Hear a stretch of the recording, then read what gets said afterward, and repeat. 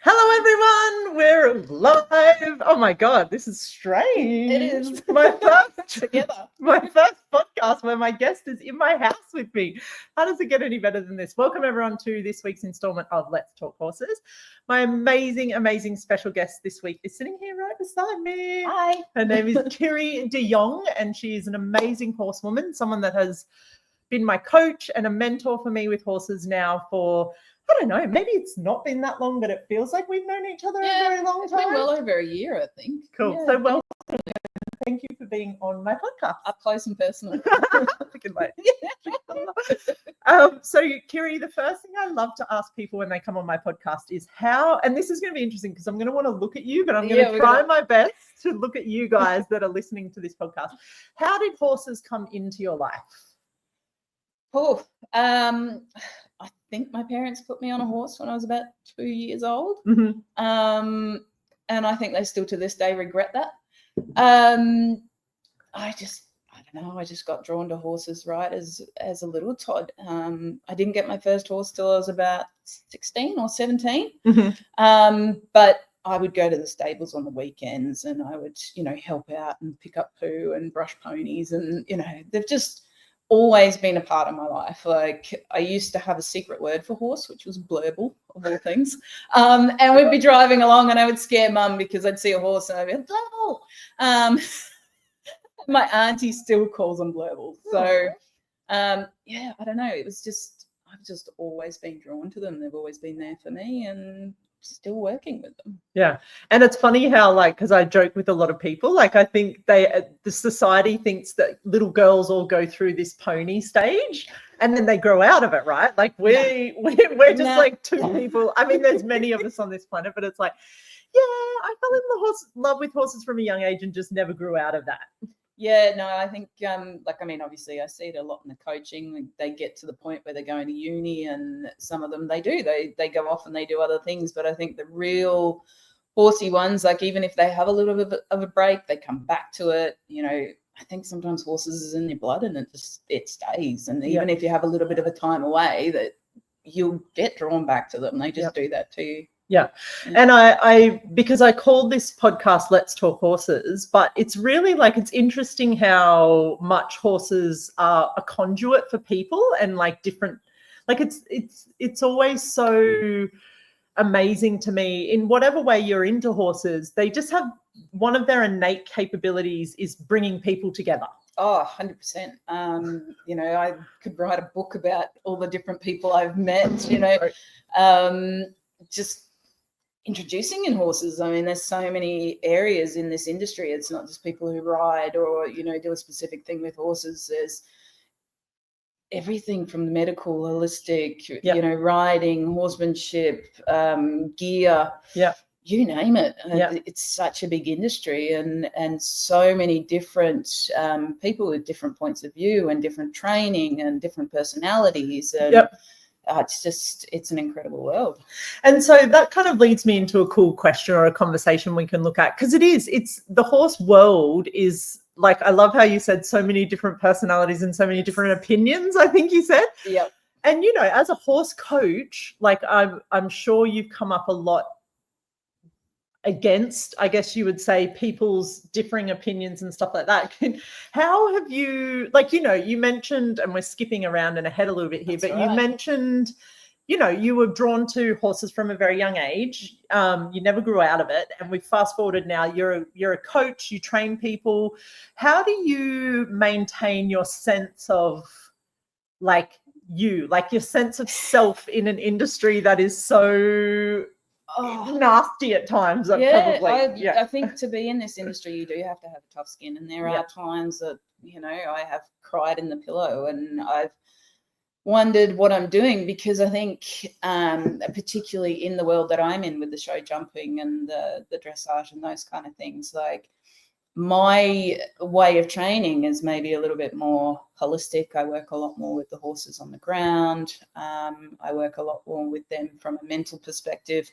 And I mean, I've been called all different sorts of names, flag waving, cowboy, hippie, you name it. But what I guess it comes down to is I see the benefit it has to the horses, and I see the benefit it has to the people as well. Like, you know, I work with a lot of people that do have troubling times, and how horses can help them to get life experience, to grow, working with teenagers and give them world experience and get out there. So some people have said to me, why are you in it? You know, you can't change the industry. And I go, well, I can teach 4 or 5 people, and they can teach 4 or 5 people. Yep. And that's how we can really start to promote helping these horses and helping people. Yep.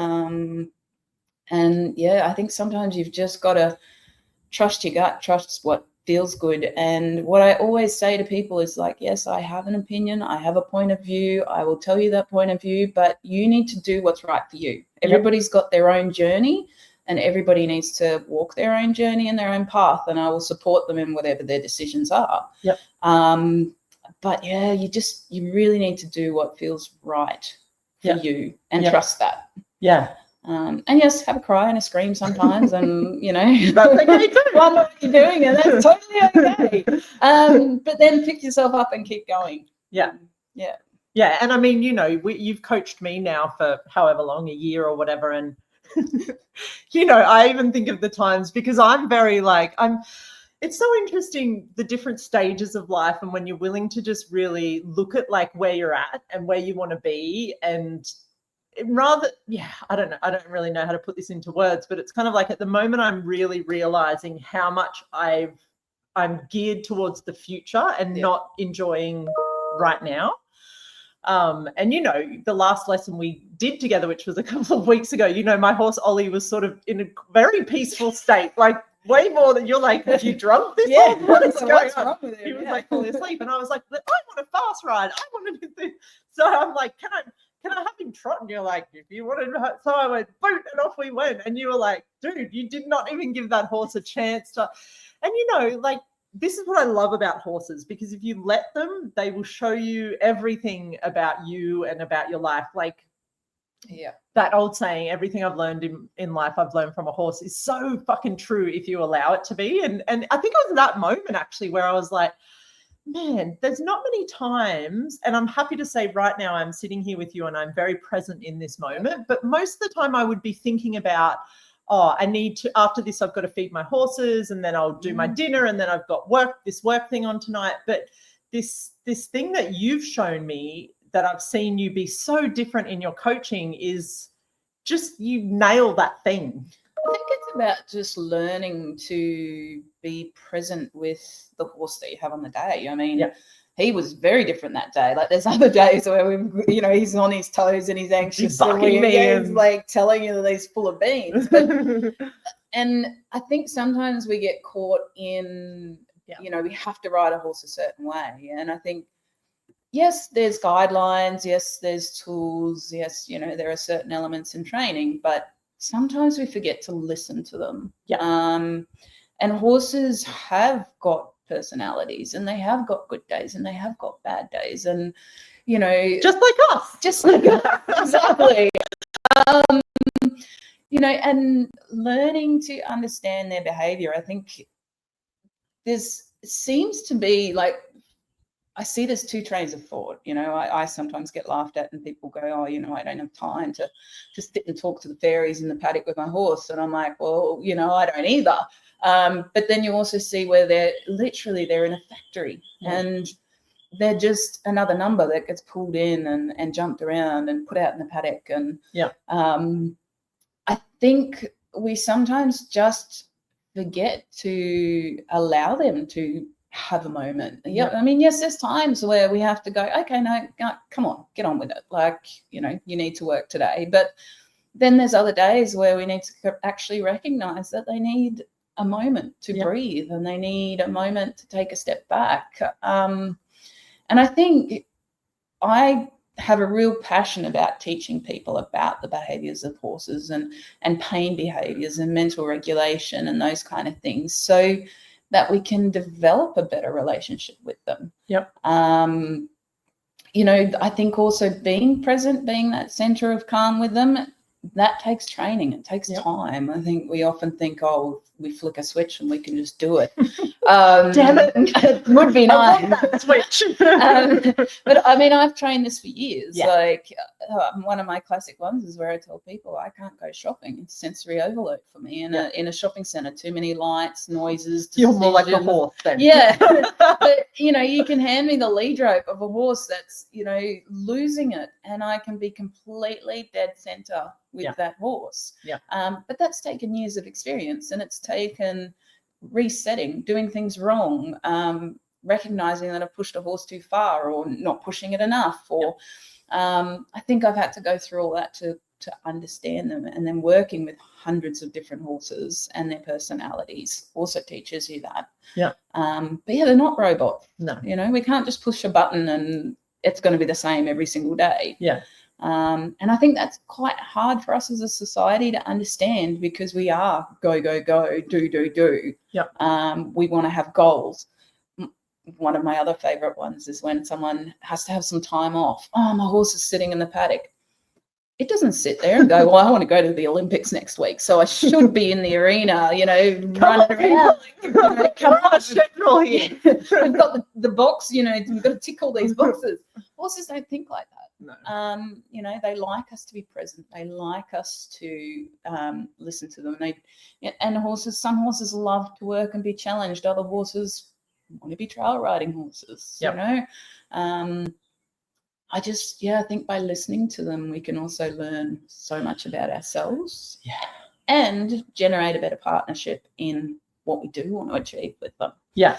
And I love what you were saying then as well, because it's like even the horses that kind of have that personality now, it's not, I think, also to be like, okay, I have my horse that's like, whatever, he's not super educated or whatever that is your horse is, and I'd love him to be a blah, blah, blah horse. Well, it's not to say that you could never get there, but it's about the journey being where both of you are, rather than being like, okay, in a year, I'm going to make you a jumping horse. And the horse is like, oh, that's like a lot of, whereas if you could go, hey, today, what if we just try this and we go on this little adventure together? Like just even the difference in that, what you talked about with the way you set your goals with your horses. Yeah. And I mean, even some days we'll go out there and we'll be like, I really want to work on this today. Like, we have listened to a podcast or we've watched something on YouTube and I'm going to nail that. I'm going to practice it. A classic one, a friend of mine, she won't mind me kind of saying it on here, is she put her pivot out the other day. She'd entered for her first dressage competition. She's got a new horse and she was going to go out and she was going to nail that dressage test and she was going to practice it. Well, she got the horse out of the paddock and it was spooking at things, and then she got frustrated at it, and then she got on it without listening to it, because normally if it's up a little bit, we'll do a bit of groundwork, let it come down, give it some time to process, hop on, you can have a really good ride. Skipped all of those things because she was getting on and she was practicing that test, and it just went pear-shaped. And I think sometimes if we could have gotten that horse out of the paddock and gone, okay, well, that's not going to happen today. I'm going to take him out for a ride around the paddock instead. And tomorrow I'm going to practice the dressage test. And then the next day you hop on your horse and he's in a totally different frame of mind and you have a really good lesson with them. I think there's this thing where we have to finish on a good note. Yep. Well, I think that sometimes gets a bit misinterpreted as we have to finish on the horse doing something perfectly. Yeah. Or correct. Yeah, we have to do the perfect movement or the certain height jump, or they have to stand perfectly still. A good note can be going, well, we're not going to achieve what we're going to achieve today, so we're going to go for a relaxing walk, we're going to just be present with each other, and we're going to finish it on that note there today. So I think us being able to sometimes put those goals aside, you still need to have goals, you need to have things to work towards. One of my coaches once said, it takes 6 years to make a jumper, it can take one course to ruin them. And it really made me realize that although I want to be jumping a certain height, or I want to be going out and doing a certain thing with my horses, it's going to take time, and that journey goes up and down before you get there, and how long that journey takes, that can vary per horse, per person. You You just got to enjoy what what the journey takes and where it goes. Yeah. And where then it becomes a partnership. Like it becomes this thing where you're not the rider and the horse is expected to do whatever you require of them. It's like you actually, and that's such a lesson in life, because how many relationships are we in? Not necessarily just with like the partner type relationship, but parents, colleagues, friends, siblings, like all of that, where if we were willing to, like you said, work with the horse we have today, work with the person we have today, like how much more fulfilling our lives would be, rather than basing my interaction with you today on whatever happened yesterday. Like, classic judgment there. Like, no. No, I think just accepting how things are in the moment. And yes, we are a goal-driven society, and yes, it's healthy to have, but it's not healthy if you can't move out of those steps. I mean, when you dance, you have a dancing partnership, you move around and you do different steps, and or the other one is there's multiple paths to the top of the mountain. Sometimes you've got to go back down and try another one. Those are all things that I kind of tell myself on a daily basis. Like, I can, I'm born in May, I'm a tourist, and I can very much be like, that's where I'm going. Putting my horns in that direction. Indeed. Very much so. Horses have very much humbled me in that sense, because whenever I get like that, well, I can tell you it goes pear-shaped. And I've got to step back and I've got to go, well, what am I doing here? I'm like, well, I'm not being present. I'm not listening. So I think that's in every aspect of life. Horses, relationships. And when I started bringing that into relationships in everyday life, it made me accept people and things around me so much more as well. And took a lot of stress away. So I kind of learned the stuff with horses because it's my safe zone. And then bringing that out into people around me and socializing around me has just helped so much. In the time I've known you, I've heard like just snippets of different life stories and adventures that you've been on with horses, and like different things you've accomplished. But talking about like what we've been talking about so far, and, being willing to like have your goals there, but it being like this moving target, because I think when we lock ourselves into a goal being achievable only in a time frame, or only to look a certain way, is where we really do ourselves a disservice. And in turn, horses, if we're including them in that goal, of course, whenever I do a podcast, Hayden has to text me. I'm surprised he hasn't rung yet. I've meant to text him and say, doing a podcast, don't ring me. Like this thing of where whatever your goals are, whether it's with horses or otherwise, if you lock that into a place where it's got to be in a certain way or a certain time frame, it becomes this thing where it's not, you become a slave to it. You're trapped by it. It's And then the flip side is when they don't go how you plan them to go. I mean, 3 years ago, I bought the warm blood, and I was, I was going to be jumping 1.30 m, 1.40 m. That was where I was going. I was getting my level 2 coaching. Everything was finally on track. I was, lost 60 kilos. Like I knew where I was going. Right. And then that horse 18 months later is in the ground after various medical things. Then I got another horse who's now also in the ground because he had narcolepsy. And then I had the injury with him where I got told I wouldn't walk again, let alone ride. Well, I do want to dive into your year this year a little bit, if we may, because I mean, like it's so cool to me, because like, you told the story about what was your horse's name before Legs? Wes. So Wes was the warm blood that you were referring to. So that's another story. But let's look at this year a little bit.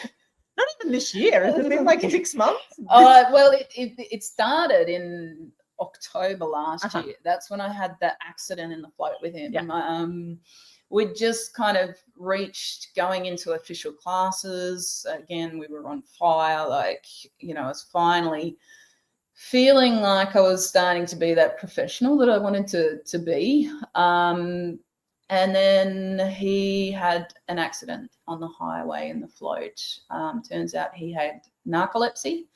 So he fell in the float because his body tried to go into REM sleep. Standing up, which is not a good idea. Yeah. So when that happens, the horses, like all their joints, all their ligaments, everything just collapses. Yeah. Which he then panicked, being in a steel box. I pulled up on the side of the highway. He was about to throw himself under the other horse, and I pushed him up. I tore both my shoulders doing that. Managed to get us all out of there safely, or so we thought. Between October and April, I just got more and more tired, more and more pain in my body, struggling to work, struggling to sleep, pain in my neck.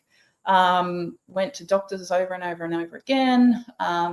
Ended up in hospital on the 30th of April. I'm not good with dates, but I'll remember that day. And even the morning of, I went to the doctor and said, something's not right. I couldn't walk properly. I couldn't do, touching finger to or nose to finger.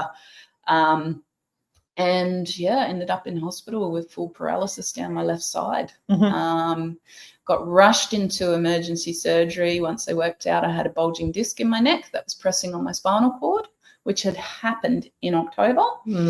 Their words to me were like, the best scenario is that you come out the way you are now. And it doesn't get any worse than this. But they didn't hold much hope for me walking or getting on a horse again. Wow. Which was quite interesting, because I had 20 minutes from them working out what was happening and going into surgery, and they were like, well, you may not walk again. And I went, there's people that ride with no arms and legs. Like, I'll be right. I'll get into paradressage. Like, you won't stop me riding. I'll get back on the horse. Wow. But they go in through the front here, and they said, oh, there's a small chance you could lose your voice box. And I went, no, like, my voice makes me money. You can't take my voice away. I need to yell at people. Yeah, take my legs, don't take my voice. But yeah, gratefully I woke up after surgery, and already my left arm started to move better and work better, and then went into rehabilitation. I say rehab, but then I'm like, not drugs, like into rehabilitation for a couple of months. And what was it, October? So it was nearly a full 12-month cycle. Yeah. I did my first competition back. Yeah. Wow. Jumping. So yeah, I mean, that's 12 months since the accident, but how many months? April, May, June, July, August, 6 months since the actual surgery. Yep. Where they said, yeah. So, and I still have, when I get tired, my arm still goes funny, my leg still goes funny. I'm still building up strength, but I'm back on the horse. Yeah. And, people laugh at me. I get a little bit frustrated, because they're like, oh, you're not going to jump 1.30 m. Just give up on those goals. And that's where I think goals are good to have, because that was my motivation to get back walking. That was my motivation to get back on the horse. And I'm not ready to give up on the dream. Like, my path took a detour. And I haven't got the horse to do it yet, but we'll get there. I mean, it's what keeps me going and keeps me motivated. Yeah. And like, what if you could look at that experience now? I mean, hindsight's such an interesting thing. Like, what did it show you? Like, what awarenesses, like, what are the things that you much gained from that? Like, so many people would be like, this was terrible, my life was fucked, blah, blah, blah. But what like, are you better for the experience? Like, what is the post? Yeah. I think as a person who's had a lot of mental health things, been through, I've got PTSD, domestic violence, anxiety, depression, like, I don't know if I can say it on here, but 3 suicide attempts over the years. You know, I think it would probably have been a prime time for me to maybe give up. But then I also look at how stubborn I am, and how I have gotten through all those times, and like using all the tools that I've learnt going through those experiences.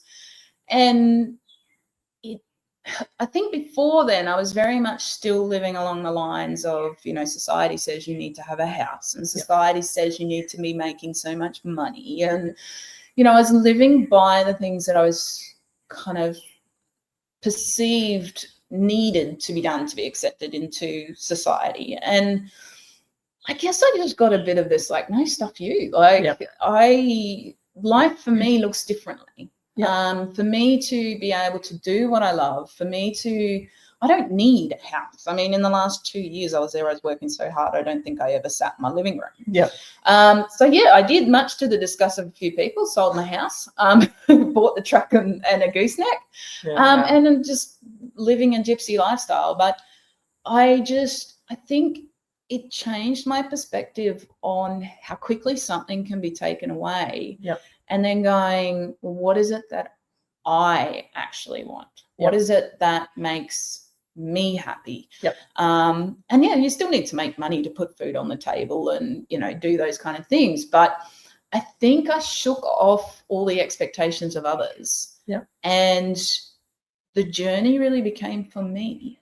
And as soon as it became for me, it was like, well, I'm getting back on that horse. And I was like, I don't care what I need to do it. I'm doing it. And then I became the bull in the gate. And, you know, I think in that scenario, it's good. You know, it's like, sometimes it is good to be like that. And I was like, hell or high water, I am doing this. And yeah, I just haven't really looked back. Like I've had to adjust because there are still things that my body struggles with. But accepting that and adjusting it and adapting my lifestyle to be able to do those things, I'm happier than I've been in a long time. It's cool. We were talking off air before, just catching up, and you mentioned, like, we talked a little bit around this topic, and you mentioned like this, like you don't, and I mean, I would put it at least somewhat to this last thing that happened, this last experience, whatever you want to call it, where now you have this space where if something changes in the immediate, like you have an expectation that this is going to happen and it changes, it's almost like it's created this space in your world where you are so happy and so malleable with your surroundings, that it's now that it's almost like it gave you so much more than it took away. It did. It did. And, you know, it is interesting because still when I get tired and my arm and my leg get sluggish, the first instinct is still panic. Because you are scared that it's going to get taken away again. But at the same time, it's also taught me that being adaptive, and if something doesn't work, that I can create something else and I can build something else, and that's okay. And you know, that if something doesn't go how you expect, it's not wrong. You change and you go. I think one of the things I learned from you is, you know, what sits light and what sits heavy. And really I've asked myself that so many times, and that in itself in this last 6 months has changed, because things that used to be light are now heavy because they're too hard for me to do. And I'm like, well, that's okay. I adapt and I do something else and I feel light, and then it works. And then, but because it works and it's light and I'm happy, there's so much more ease to it. Whereas before I would just try and push, like even those months leading up to the April where I was more and more tired and more sick, I was like, no, I have to do this. I have to do so many lessons a week. I have to ride horses. I have to. And if it didn't look like that, then it wasn't okay. Whereas now it's like, well, if I can't do that today, it's all right. It'll come tomorrow. Or if it's not meant to happen, it won't happen. If it's meant to happen, it will pop up and we'll work on it and I'll enjoy working on it. And I don't know, it's just, I thought I was pretty laid back before, but I think I'm a lot more laid back now. Just enjoying the moment of what's coming and just accepting what comes. I was going to say a big thing, like as you were talking then, that came up, that I think a lot of people, it's an energy up in the world at the moment, is control. This almost like perceived control that we think we have over our lives. And I think as well what happened with your body and what it showed you with your spine and with the surgery and everything is, in the end, we don't have control. Like, you know, we have our bodies and we have choices, but at any moment things are going to change. They can change for whatever reason, whether it's an accident, whether it's something with your body, whether, you know, your partner leaves you, you lose your job, whatever that is. Yep. Yeah, like this thing of where if we're willing to let go of this perceived control that we think we have, like how much freedom and space essentially that creates for us as well. Well, and how much joy it brings in, I think, too. Like, I think some of those things where you feel like you have to control and it creates stress, and when you are able to let that go, it creates room for people to come in, or things to come in, or jobs, or horses, and it creates a space for those things that are meant to come in. And this year I really I thought I was doing that previously, but I really wasn't.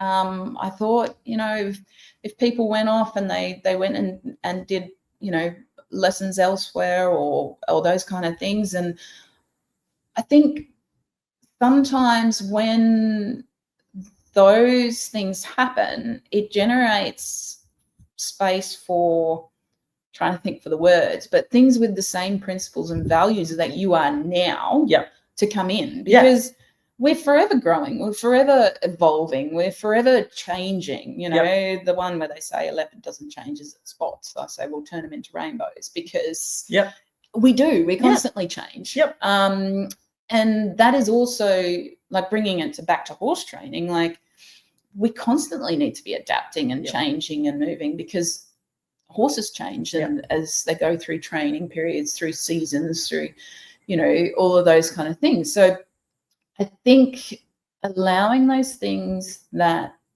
were heavy or difficult or stressful to kind of move on gave space for all the other enjoyable things and growth to come in. Totally.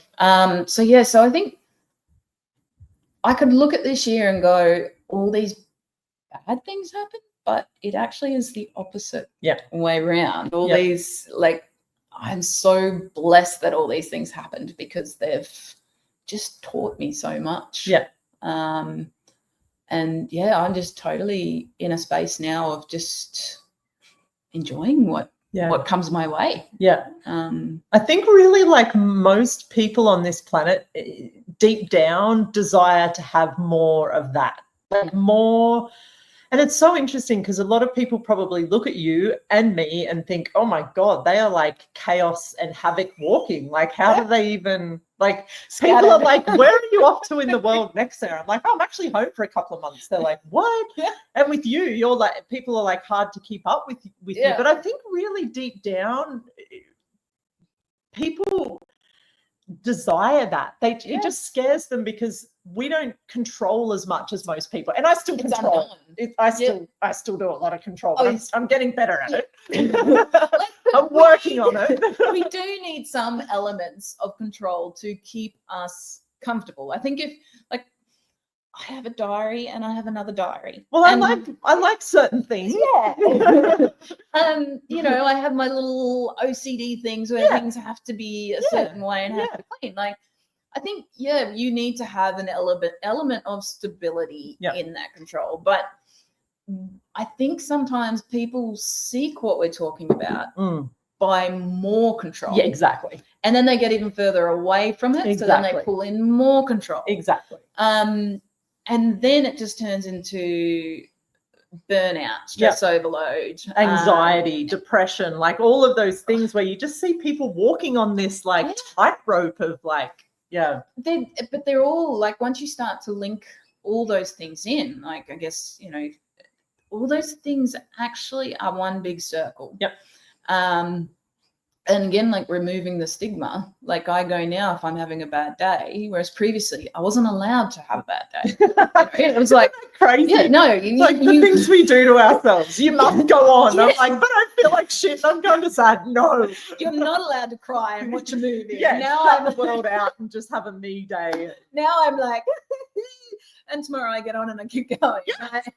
But the moment I stopped trying to control the emotions and control what I thought I had to be, and started being the way people see you.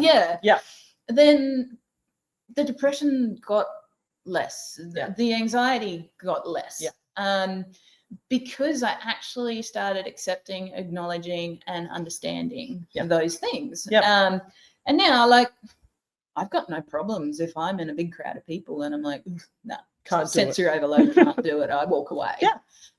Whereas before I would like just stand there and stress and get more and more internal. And now, you know, there's times where I'll put my foot in, like, out of my comfort zone, and I go, all right, today I've got to push myself, like I do with training with horses. You know, sometimes you've got to go that uncomfortable step to learn something. Because to learn something, we actually have to get into a bit of fight flight mode to gain a new skill. But then I go back in and I go, all right, cool, you know, like, I'm allowed to be in this comfort zone for a moment, and if I have to remove myself from stimulus that makes me feel uncomfortable, I will. But it's quite interesting because I can stand in an arena teaching people everywhere. I can be at a competition helping people everywhere, and I'm calm. I'm in my zone. You know, I'm in a little bubble. Nothing else around me kind of matters. I go into the ring and I jump around, and it's funny because people come over after, I filmed your round, and it'll be like 4 or 5 people that have filmed my round, and I'm like, didn't see any of them. We've got all these different angles to, like, observe and watch now. Like, this is great. But when I'm in there, I'm in the present moment. And I just, those things, I've trained myself, like, to not worry about those things. But if I'm in a restaurant and there's all these noises, or if I'm in the shopping center and there's that, I can't handle that. And I've learned to just go, okay, that's okay. I accept that. Which, again, previously I would go to restaurants because I had to. And then you control yourself and you try to control the situation. And and now, I mean, I do always laugh. I'm like, if I could just, like, get a little miniature and take it shopping with me, I'd probably be fine. Right. Just dress someone up as a horse and be like, you come with me. You're my calming horse. Little assistance miniature. That'd be great. But no, I think. But it's cool as well to look at that too, because I think a lot of that is the effect that horses have as well. Like, they have, that's their world. Like, it's almost like when you're in the arena, when you're around horses, like, whatever capacity that is, if you're willing to ask to be in their world, they just invite you in, and you become a part of all of that with them. 100%. You know, I think there's different components to it. Like, I think one of the ones that I teach a lot of people as horses have got their personal space bubble as well. And sometimes I find, particularly with, like, off the track horses, with horses that have been a little bit mishandled or, you know, not kind of had much handling growing up, you go into their space and you see them kind of shut down, and, you know, oh no, don't do that. So I'll just stand there and wait for them to kind of look at me and let me in. One is when horses go galloping across the paddock and they don't want to be caught. I just turn around and walk the other way, and more often than not, they'll go, huh? And they'll turn around and they'll catch you. Whereas if we chase them and they're like, no, you know, I don't want you in there. But if we just take a step back and listen and wait for them to take a breath, then generally, you know, you kind of have that little bit of a dance of, you know, can I come into your space? Yes, please. Thank you. But then we also get the other one, which I think we had big conversation here one day, where you were kind of asking him, like, could we please go? Are you sure? Can we please go there? And I was like, well, actually, no, we also need to have that. Like, horses love clear boundaries. And it's not firm, like, you know, you must. It's, if you say that means turn left. That means turn left. It's predictable to them.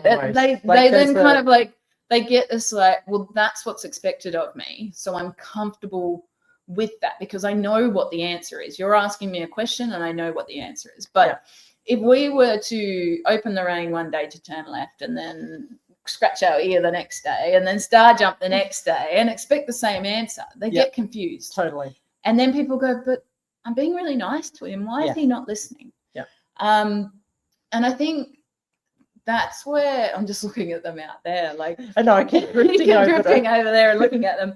But I always say, like, horses really in training thrive off clear boundaries. Yeah. Yes, we need to ask them questions and we need to listen to them. Yeah. But then we also need to be consistent in our answers to the question. Yeah. And I'll always say, like, if you're going to ask a horse a question, know what the answer to that question is before you ask. Yeah.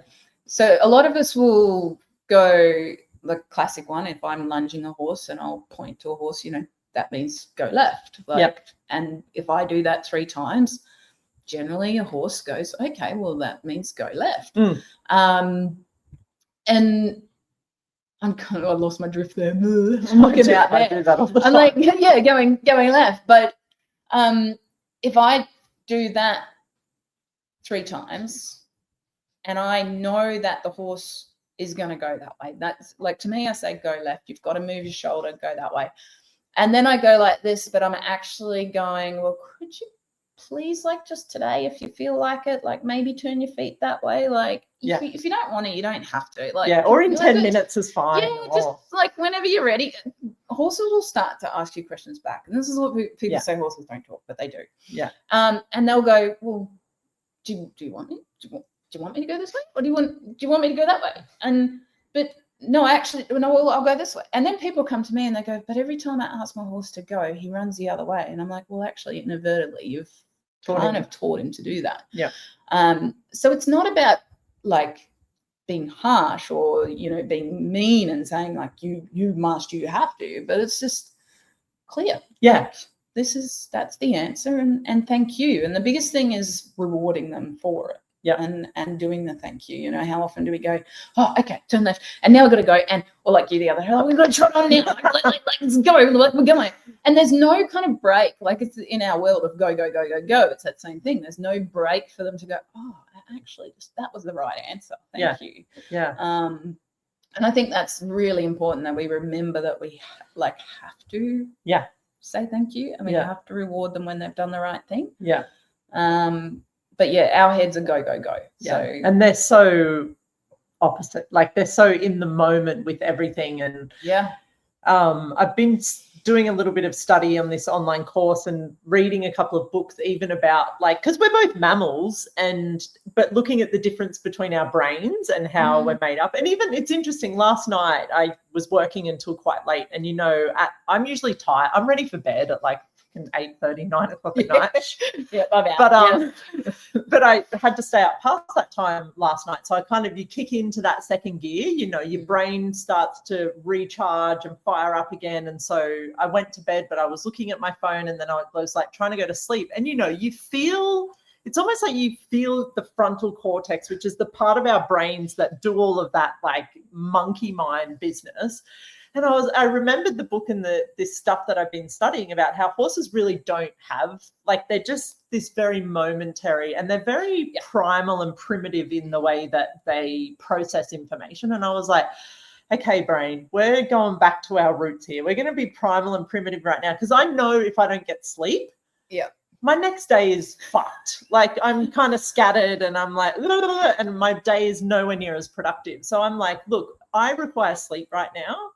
And so it's almost like I reminded my brain that I could shut off that part and be like, okay, no matter what's going on outside of me right now, I need to rest. Like, it's time to, like, and it was so interesting how my body really responded to it. And I had a great night's sleep. Like, I went to sleep and passed out. And it's so interesting that what you're talking about with, like, how the clarity that they require, because when you're willing to acknowledge that and give it to them, in a lot of ways, it's what we also require as well. Yeah, it is. And I think, that clarity of them for also just knowing where they stand and what's expected. But the interesting thing that I find is that it then gives them a center of calm as well. Yeah. And allows them to be present. Yeah. And now we can make mistakes. Horses are so forgiving. Horses are super, super forgiving, which is why they make such good therapy animals. Yeah. And, like, you might get in there one day and you're not present with them because you get frustrated or you do something silly. And, I just go, do you know what? Put them away, reset. Yeah. Like, that is the best thing that you can do, and start again tomorrow. Yeah. And start in a present mindset. they will forgive you. They Yep. do not hold on to it. Yeah. And they get a real sense of connective, calm. They become more sure. Yeah. I think sometimes in training, if we're a little bit too much like, could you please, just leave them out. Like, they're fight flight animals, right? So they look out for tigers. They look out for things. And I think us giving them the boundaries makes them go, oh, like, I'm safe. I don't have to look out there. So it helps them to kind of come into the bubble as well. Yeah. And training ourselves to do that and training them to do that, like we talk about horses becoming calm and we talk about the mental regulation and stuff like that. I think half of that just comes from having that kind of clarity and those boundaries. Classic story. I've got to tell you this story. This is a funny one. So, because often, like, I'll go into a horse and I'll grab a lead rope and horse will be, yes, ma'am. Okay. And I had a friend, she asked me to help one of her friends, and it was for a little therapy pony. And she wasn't overly horsey, but apparently it was a little Shetland pony. It was really old. And apparently it was running off and kicking out backwards. And I was like, what, when there's a rider on there? And they're like, no, on the lead. And I was like, okay, well, I'll go and have a look.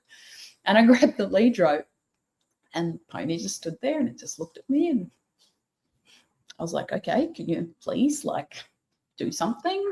Show me this evil side. Yeah, like I've tried to give it every opportunity to do something. And I was expecting a phone call that day. So I had said to the lady, listen, if the phone, like, normally I don't, but in this scenario, I actually have to take this call. Yeah. And the phone rang. I picked up the phone, turned around, and I've handed the pony to this lady. And as I've turned around, I see this pony, like, just taking off, head down, taking off. Head down, bum up. Bum up, like, kicking out backwards. This lady's, like, skiing along behind it. And I'm like, oh, hang on, I'll call you back in a minute. And I've run over and I've grabbed the lead rope and the pony's just stood there and gone, yes, ma'am. Yeah. And I was just like, oh my goodness. And, like, the only difference was that I went in and I was like, I had an expectation of the horse. I was calm, clear, kind, centered, present, and the horse was then completely present with me. Yeah. But unfortunately, I think with the owner, it had gotten to the point where it just didn't trust her. Yeah. She didn't trust it. Yeah. It just knew that it could take off and not do any work because everything was like, could the pony please do this? Yeah. If it felt like it, maybe, is it sure it should teach her? Yeah. And they don't like that. They like some security of what's asked. And to me, that was just such a classic example of, I didn't bully the horse. I didn't, be the boss over it. I wasn't dominating the dominating leader. I just came in clear and kind, and it knew what was expected. Yeah. So I'll never get that image out of my head with this pony, like, taken off, skiing down there. But I think it's interesting that they call it a holistic approach to training. Like, to me, it's just, that's a relationship. It's it's how I kind of treat people too. Yeah. And I think to me, that's how we get good friendships and understanding, knowing where everybody stands. Yeah. So I think it goes across all elements. Yeah. I mean, if we treated other people with dominance and, well, so many people do, and they think it's like, it's okay. Yeah. I don't know. I don't think that's needed. No. It's like, if we could all just, and I love this podcast, like what's really been woven through this podcast so beautifully, and even our conversations and when we hang out at the moment, is just this element in your world where you've realized the more you're willing to show up and be more of you, the more everything around you is getting better, and people have that invitation, if they choose it, to have that for themselves as well. And I think that's one thing horses really show us too, is like, hey, even if you're having a shit day, if you just are honest with me, and you show up with your horses and you're like, look, I'm feeling a bit shit today, but I'd love to just hang out, and can we do some things? Your horses are like, dude, it's fine. Like, they don't look at you like, what are you wearing right now? Yeah. Or have you brushed your head? Like, there's nothing, like, there's such a just a Acceptance. total acceptance of whatever you and however you show up for that day.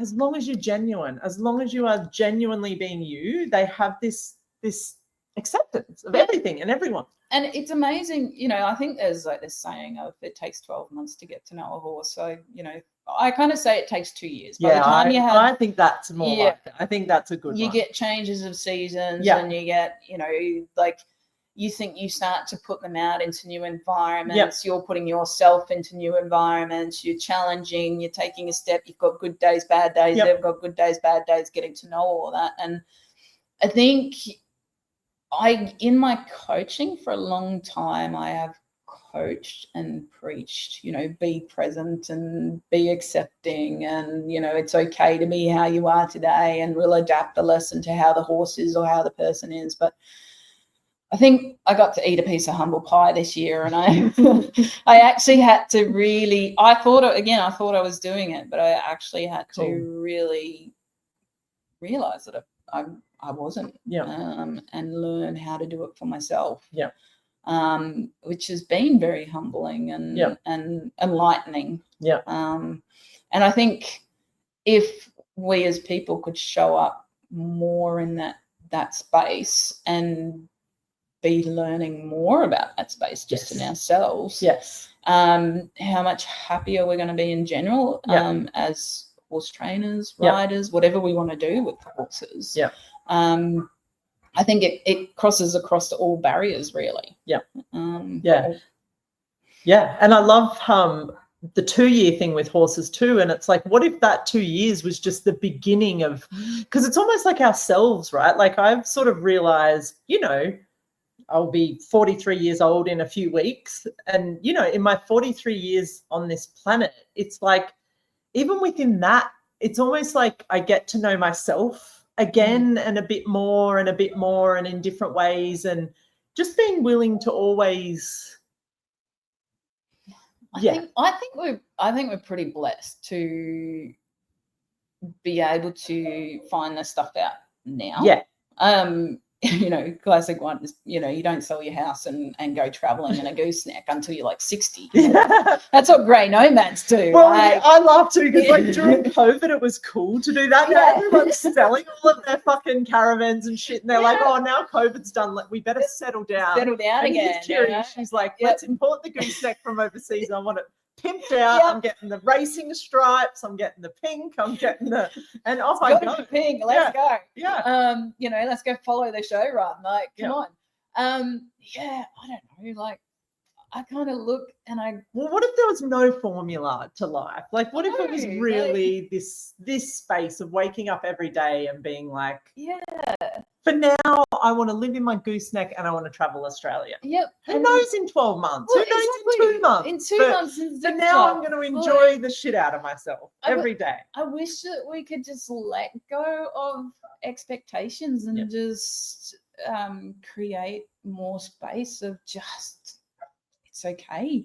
You know, it's okay to be what you want to be, no matter what. Like, you know, take stigma away from, like, I mean, how many areas can we talk about on that subject alone? And just not have judgment. And I think that's one of the things that I do find hardest in the industry, is that there is so much judgment, and there is, like, it's such an image-based industry.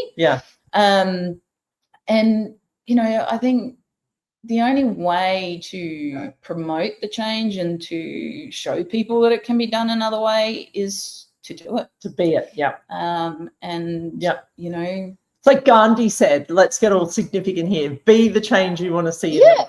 It's like, and that's so cool, because not many people, I think, that are introduced to the horse industry even think that there's a possibility that you could. Well, there's a lot that do. There's a lot of horse people out there these days that are forging their own path.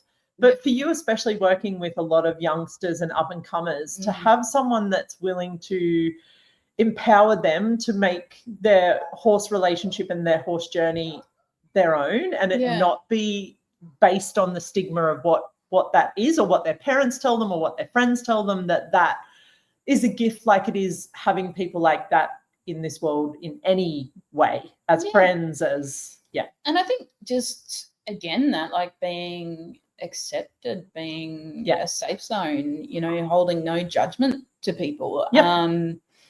You know, I always say as a coach, you have so many different hats, and you really do, and sometimes it does, you get, you know, pretty full on.